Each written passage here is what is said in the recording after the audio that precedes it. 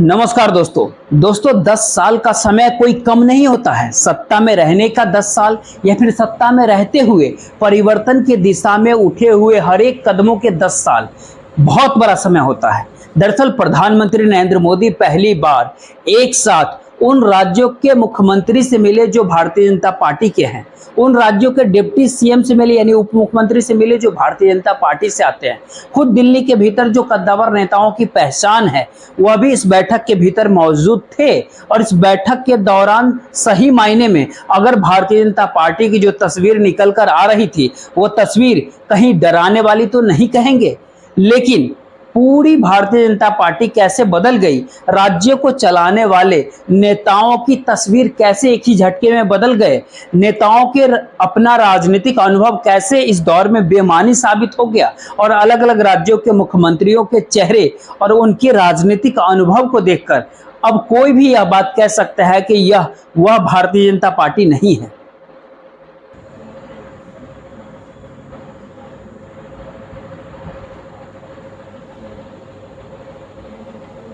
लेकिन संयोग ऐसा है कि करीब 2 दिनों तक कल और आज शाम करीब 4 बजे तक प्रधानमंत्री नरेंद्र मोदी जब बैठक के बाद भारतीय जनता पार्टी हेडक्वार्टर से जब निकल रहे थे तो उस समय उनके चेहरे को पढ़ा जा सकता था। उस चेहरे के आश्रय ऐसा हो सकता है कि उस पुराने अतीत की भारतीय जनता पार्टी हर किसी को याद आ रहा हो। जब अटल बिहारी वाजपेयी थे भारतीय जनता पार्टी के भीतर, जब लाल कृष्ण आडवाणी थे, जब मुरली मनोहर जोशी थे, या फिर उस दौर को आप भूल भी जाइए तो किस प्रकार से एक समय अरुण जेटली की सक्रियता, सुषमा स्वराज की मौजूदगी और मनोहर पार्रिकर का होना भारतीय जनता पार्टी के भीतर। लेकिन अब इस दौर में कोई नहीं है। इस दौर में आप यशवंत सिन्हा को भी याद कीजिए और अरुण शौरी को भी आप याद कीजिए। अब यह भी नहीं है साथ में भारतीय जनता पार्टी के। इस दौर में आप नितिन गडकरी को भी आप याद कर सकते हैं, जिनकी अपनी पहचान और पहचान के आश्रय अपने तरीके से काम करने का तरीका, लेकिन वह भी तो संसदीय बोर्ड से हटा दिए गए।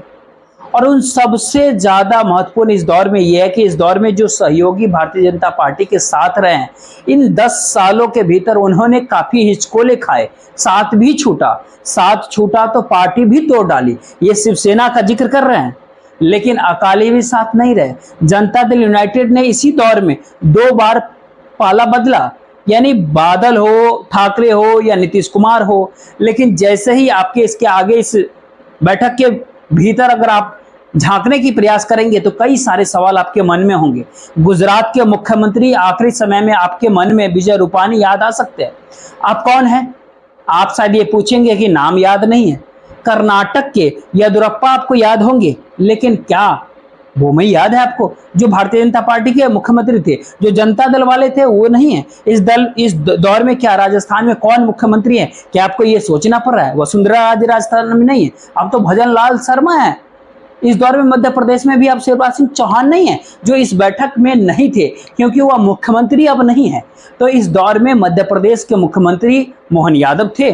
छत्तीसगढ़ के भीतर रमन सिंह को लेकर के आपके मन में वाजपेयी जी के दौर का चीजें आपको मन में याद आ सकता है, लेकिन इस समय विष्णुदेव साय थे छत्तीसगढ़ के। हरियाणा के मुख्यमंत्री खट्टर एक झटके में बनाए गए और एक ही झटके में उनको हटा भी दिया गया। अब उनके जगह जो नायब सिंह सैनी आए हैं, हो सकता है कि आपका चेहरा उनको पहचानने में दिक्कत हो जाए। लेकिन उत्तराखंड के भीतर धामी की पहचान तो तमाम पर्यटन के आश्रय जो धार्मिक स्थल या फिर ये कहे कि हिमालय की गोद में बसे गांव में जिस तरीके से ड्रिल मशीनें चलती है और जो जो परेशानियां होती है, उस आश्रय या चेहरा आपके मन में, जहन में आ सकता है। और इस छवि को जैसे जैसे आप आगे बढ़ाते जाएंगे, देखते जाएंगे, तो हो सकता है कि महाराष्ट्र में आप देवेंद्र फडणवीस को सब कुछ मान बैठे, जो मुख्यमंत्री भी बने और चंद ही दिनों के बाद डिप्टी सीएम भी बन गए। सरकार अपनी ही है, लेकिन मुख्यमंत्री से उप मुख्यमंत्री पद पर आकर के प्रमोशन ही कहिएगा, इसको डिमोशन क्या कहे।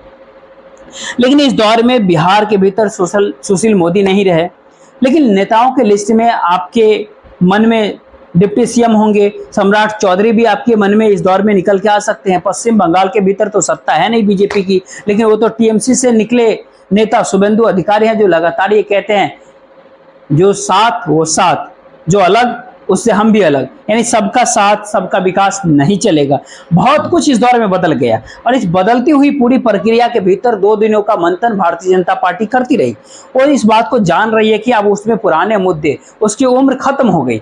वो जान रही है कि 2024 के लोकसभा चुनाव ने उसको सारी पाठ पढ़ा दिया, एक ऐसा पाठ जिसको किस जाति की नाव पर कब सवार और किस धर्म के आश्रय वोटों के ध्रुवीकरण की दिशा में बढ़े आगे, सब कुछ तो इस दौर में चूक रहा है। यहाँ तक कि ग्रामीण भारत भी चूक रहा है और शहर के अंदर भी लोगों के भीतर गुस्सा है। लेकिन इसके ठीक बराबर जो राजनीति या जो सियासत इस भारत देश के भीतर जो पनपा, उसमें संयोग से राहुल गांधी और अखिलेश यादव, ये दो ऐसे चेहरे के तौर पर उभरे 2024 के लोकसभा चुनाव में, जिन्होंने उत्तर प्रदेश के भीतर ही नहीं बल्कि समूचे भारत देश के भीतर सियासी प्रयोग के भीतर जो बहुत बड़ा संदेश दिया देश को, वो भारतीय जनता पार्टी के लिए है।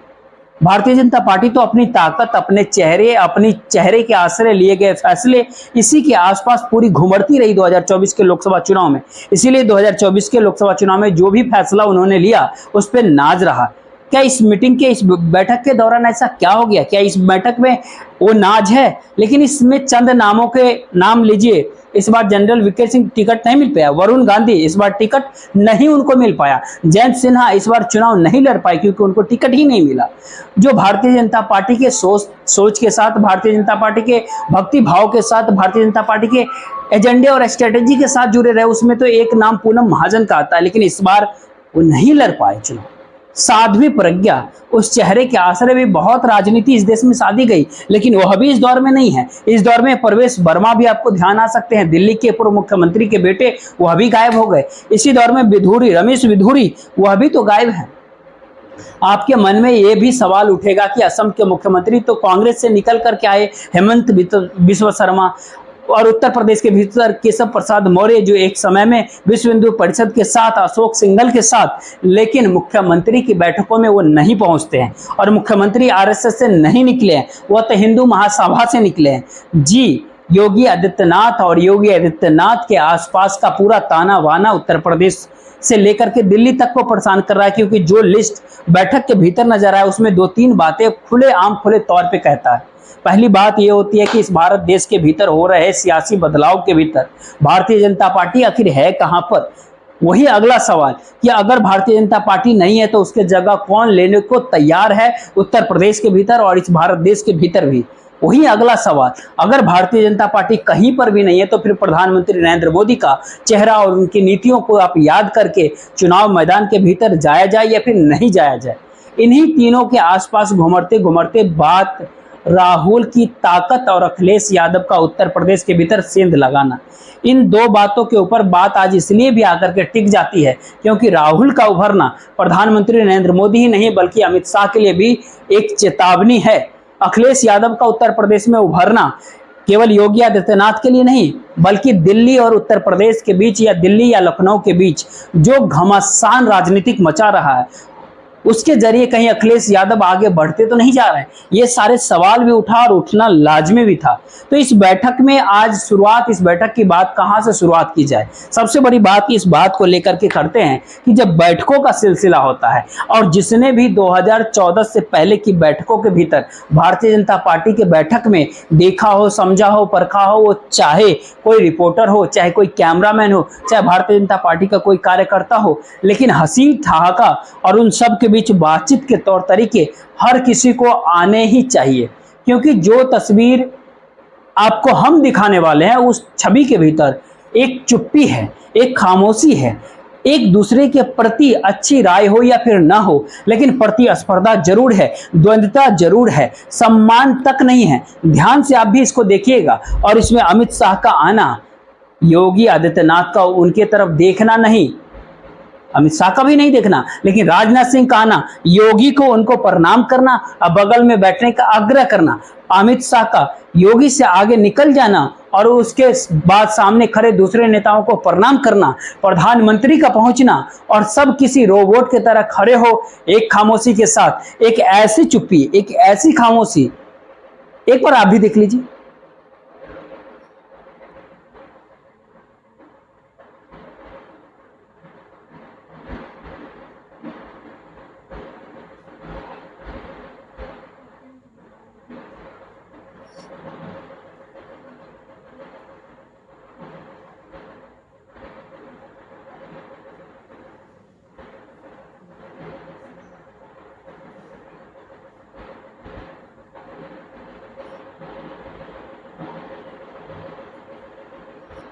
ये सारे तस्वीर देख करके आपको ऐसा लग सकता है कि शायद इस भारत देश के कोई बहुत बड़े कॉर्पोरेट कंपनी को बहुत बड़ा कोई घाटा हो गया है और नुकसान इतना ज़्यादा है कि उस कंपनी से जुड़े अधिकारी या सीईओ कुछ भी कहने की परिस्थिति में नहीं है इस दौर में।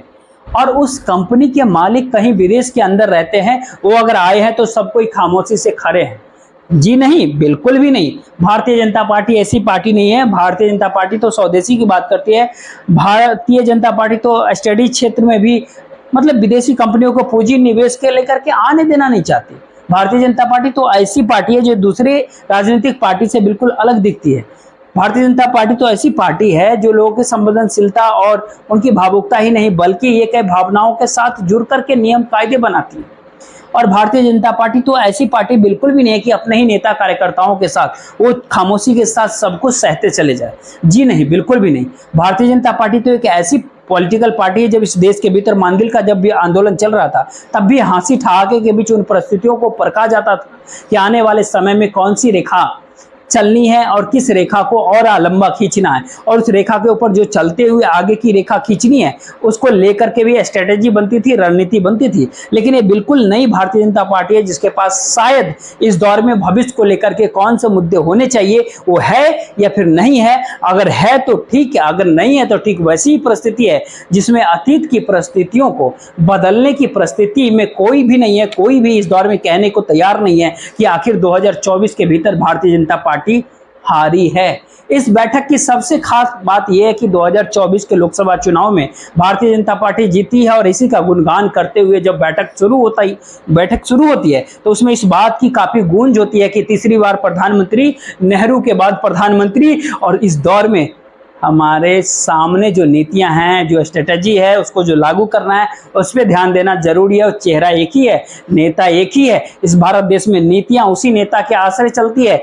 ये अलग बात है कि 2024 के लोकसभा चुनाव में सारी परिस्थितियां लोकसभा चुनाव के भीतर बदल गई, पलट गई, लेकिन नहीं, इस दौर में तो अतीत के तमाम सारी चीजों पर पर्दा डाल दीजिए, जाजिम बिछा दीजिए, चादर बिछा दीजिए और उन्हीं चीजों को सामने रखिए। प्रधानमंत्री आवास योजना हो, हर घर में नल से जल हो, और जो भी फ्लैगशिप कार्यक्रम प्रधानमंत्री द्वारा उठाए गए वही विधानसभा चुनाव के भीतर काम करेंगे। लेकिन फिर एक वही सवाल कि इस दौर में भारतीय जनता पार्टी यदि चूक गई तो फिर आप इस बात को कहे या फिर ना कहे, लेकिन जानते बूझते तो हर कोई है, क्योंकि जो आंकड़ा बताता है वो आंकड़ा चौंकाने वाला नहीं है, बल्कि ये कहे कि भारतीय जनता पार्टी देश की जनता के साथ कैसे धीरे धीरे कटती चली गई और वोट उसके पक्ष में 2024 के लोकसभा चुनाव में क्यों नहीं पड़ा।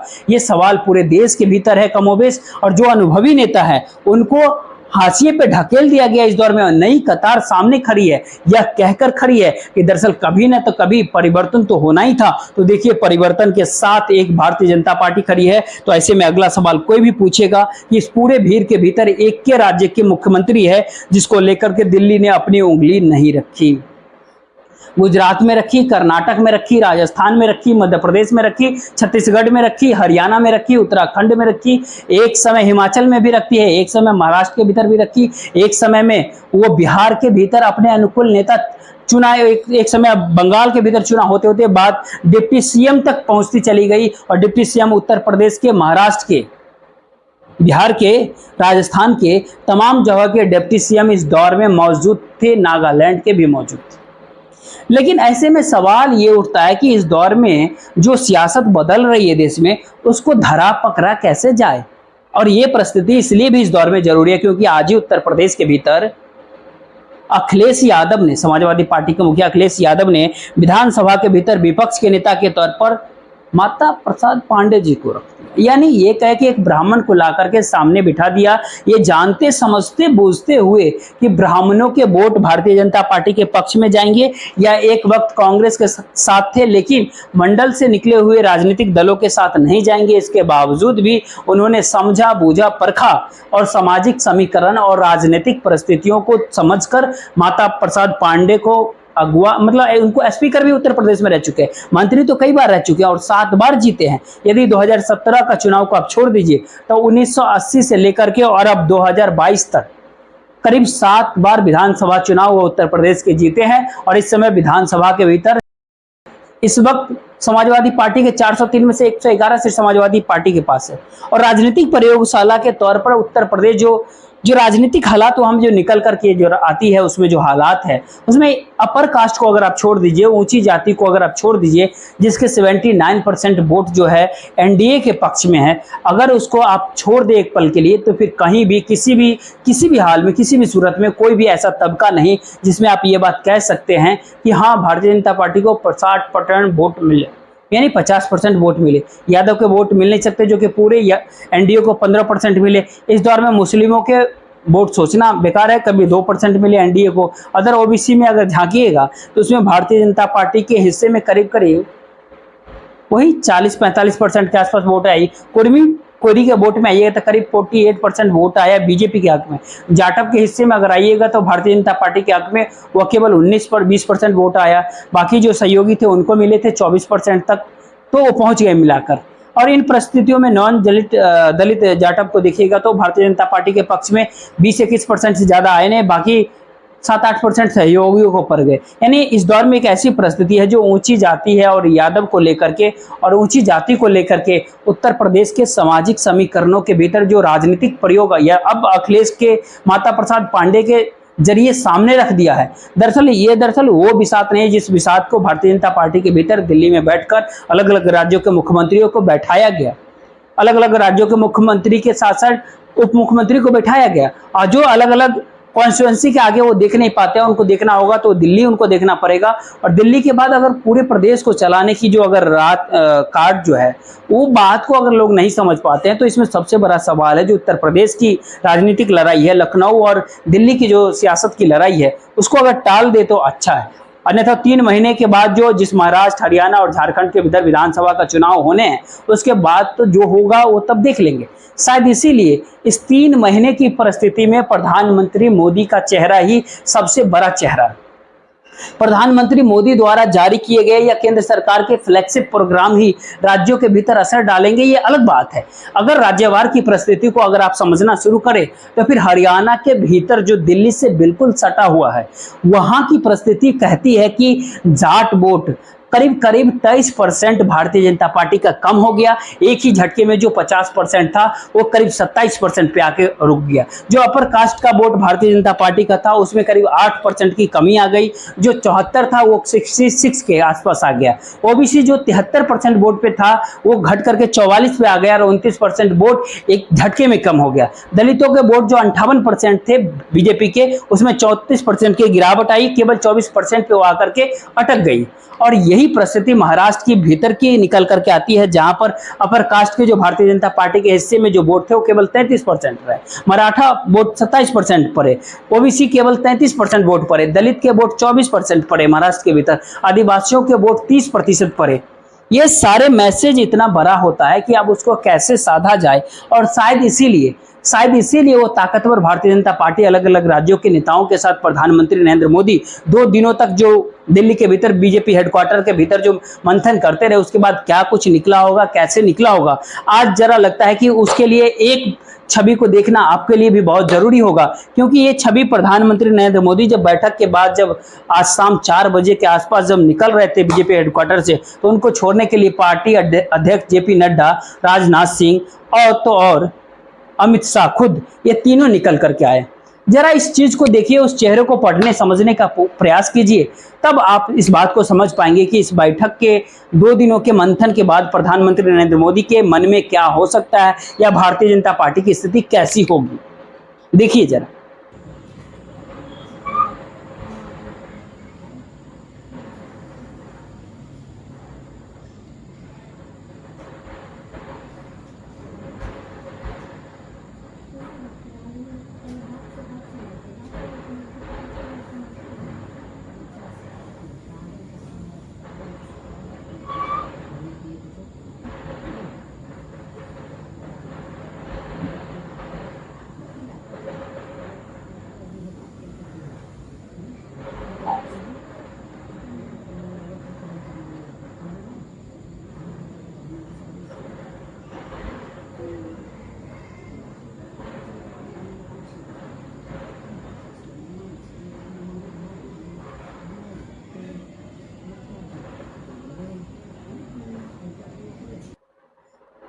असल में कल प्रधानमंत्री नरेंद्र मोदी को इस बात का गुस्सा था कि राज्य के मुख्यमंत्री योगी आदित्यनाथ बैठक बुलाते हैं तो उसमें डिप्टी सीएम क्यों नहीं पहुंचते हैं, वो केशव मौर्य हो या ब्रजेश पाठक हो, आखिर क्यों नहीं गए।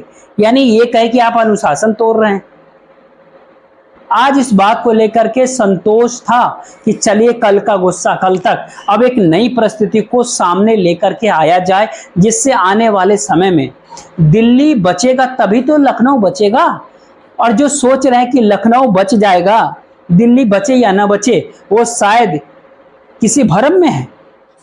ये संदेश बहुत बड़ी है, लेकिन इसके दायरे में हर राज्य के मुख्यमंत्री, हर राज्य के सीएम आ जाता है, क्योंकि योगी आदित्यनाथ को छोड़कर अगर तमाम राज्यों को सीएम को, मुख्यमंत्री को और डिप्टी सीएम को, यानी राजस्थान के डिप्टी सीएम दिया कुमारी भी मौजूद होती है, एक ही झटके में वो डिप्टी सीएम बन गई, वो समझ ही नहीं पाई, और तो और फाइनेंस मिनिस्ट्री उनके पास आ गई। आनी ये एक छोटी सी पतली सी लंबी रेखा नजर तो आती है, लेकिन इसका असर बहुत तीखा है। शायद जो छवि आप अभी थोड़ी देर पहले देख रहे थे प्रधानमंत्री नरेंद्र मोदी के चेहरे की गाड़ी में बैठे हुए, उस तस्वीर का आशय होता है कि 2 दिनों के बैठक के बाद जो 3 सबसे बड़े संदेश निकल करके आ रहे हैं, उसके भीतर अगला सवाल इस दौर में यही उठता है कि भारतीय जनता पार्टी की पहचान 2014 के बाद से किसी मुद्दे को लेकर के नहीं रही, बल्कि चुनावी जीत को लेकर के रही। और चुनावी जीत अगर अब वर्तमान समय में अगर राज्यों में नहीं होगी तो फिर क्या होगा। यानी जो आपका ब्रह्मास्त्र है, जो आपकी पहचान है, जो आपकी विचारधारा है, जो आपकी ताकत है, अगर वही हार गए तो इसका मतलब है कि दिल्ली हार गई। हाँ, अगला सवाल, क्या भारतीय जनता पार्टी के पूरे भारत देश भर में कार्यकर्ता और तमाम स्वयंसेवक जो इस भारत देश के भीतर में इस चुनाव के दौरान निकले या फिर नहीं निकले, इसको सस्पेंस के तौर पे अब तक देखा परखा जा रहा है। तो इन सबसे हट करके क्या एक बहुत बड़ा कैडर भारतीय जनता पार्टी को छोड़कर, यानी नरेंद्र मोदी को छोड़कर कहीं और शिफ्ट होने की तैयारी कर चुका है, केवल इंतजार कर रहा है कि कोई नेता सामने तो आए। और उस नेता के पहचान में एक नाम योगी आदित्यनाथ का और दूसरी तरफ अमित शाह खड़े हैं। वो सोच रहे हैं कि सामान्य तौर पर नरेंद्र मोदी के बाद कौन, ये सवाल तो उन्हीं पर आकर के अटक जाता है। देश के गृह मंत्री हुआ है। दूसरी तरफ इस भारत देश के भीतर में भारतीय जनता पार्टी का जो पारंपरिक खांटिव जो वोटर होता है, जो खांटी तरीके से ये कह ले कि उनकी भक्ति के साथ जुड़ा हुआ है, उसके भीतर तो कुछ सवाल कुछ लोगों को लेकर के भी है। बहुत सारे सवाल इस दौर में उस कट्टर हिंदुत्व को लेकर के भी है, जिसको बार बार परोसा जाता रहा है। वो क्या करेगा, और अगर चुनावी जीत नहीं मिल रही है तो पूरा एजेंडा क्या गायब हो जाएगा। तो क्यों नहीं हम किसी विकल्प के चेहरे को देखें। ये दूसरी अगली परिस्थिति होती है।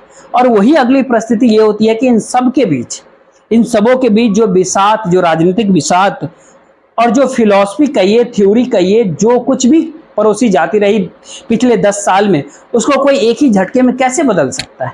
इसीलिए भारतीय जनता पार्टी के भीतर अलग अलग खांचे में कौन किसके साथ इस दौर में खड़ा है, जिसके पास पद ही नहीं है, जिसको पद से हाशिए पे ढकेल तक दिया गया, जिसको हाशिए से पद पर ले आया गया, क्या यही खेल खेली जा रही पूरे 10 साल के दौरान। और एक अपनी भारतीय जनता पार्टी को इस दौर में नरेंद्र मोदी और शाह ने बना लिया और खड़ा कर लिया।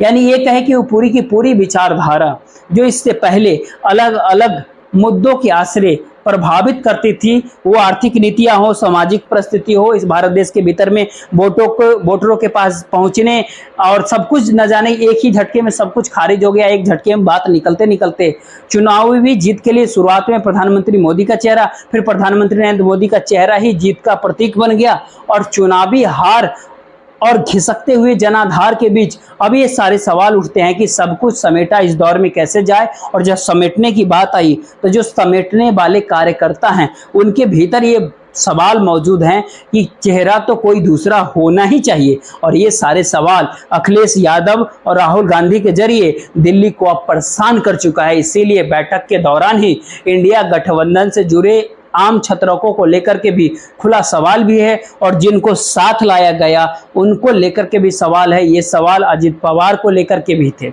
ये सवाल एकनाथ शिंदे को लेकर के भी है, ये सारे सवाल शुभेंदु अधिकारी को लेकर के भी है, और ये सारे सवाल केशव प्रसाद मौर्य को लेकर के भी है। यानी इस दौर के एक ऐसे सवाल है जिन सवालों के जवाब कौन कैसे कब देगा, जब एक ही कमरे के भीतर जब करीब 30-35 नेता बैठ कर के भी ये बात पर सहमति न बना पाए कि सब एकजुट कैसे होगी और पुरानी परिस्थितियां कैसे लौट जाएगी। यानी ये कहे कि पुराने अच्छे दिन भारतीय जनता पार्टी के कैसे लौट जाएंगे, देश के नहीं भारतीय जनता पार्टी के। तो एक जवाब सबके पास है, पुराने दिन आपके लौटे या नहीं लौटे, लेकिन अच्छे दिन का वादा और अच्छे दिन का नारा देते देते 2024 तक की परिस्थितियों ने यह बता दिया देश को कि केवल सत्ता का खेल किया जा रहा था इस देश में, और उसके बाद वही सत्ता का खेल इस बार उस टेबल पर आकर के खड़ा हो गया, जिसके आसपास लोग आपस में एकजुट नहीं है। और बैठक का स्वाद ये कहता है कि ये सियासी तौर पर अपने अपने राज्यों के भीतर लौट करके अभी भी सभी को एक ही नाम, एक ही चेहरा, एक ही नीतियों को लेकर के गुणगान करना है, और वो नाम कोई दूसरा नहीं है। जी हाँ, वो नाम कोई दूसरा नहीं है, वो नाम एक ही है। और उसी नाम के इर्द गिर्द, उसी नाम को लेकर लड़ाई भारतीय जनता पार्टी के भीतर है। इसके बाद कौन होगा, इनके बाद कौन होगा, अब कौन होगा। और ये लड़ाई तत्काल में रोक दिया गया है कि अभी मत लड़िए, आप इसको टाल दीजिए, इग्नोर कर दीजिए, पहले समझ लीजिए आप अपनी जमीन कितनी बची है, बच पाएगी या नहीं बच पाएगी। तो फिर लखनऊ और दिल्ली अलग नहीं है, सभी एक ही नाव पर सवार है, और ये सच हर कोई इस दौर में समझ चुका है। देखते रहिए, ज़्यादा से ज़्यादा इस लोगों को वीडियो शेयर कीजिए, वीडियो को लाइक कर लीजिए, चैनल को सब्सक्राइब जरूर कीजिएगा। जय हिंद, जय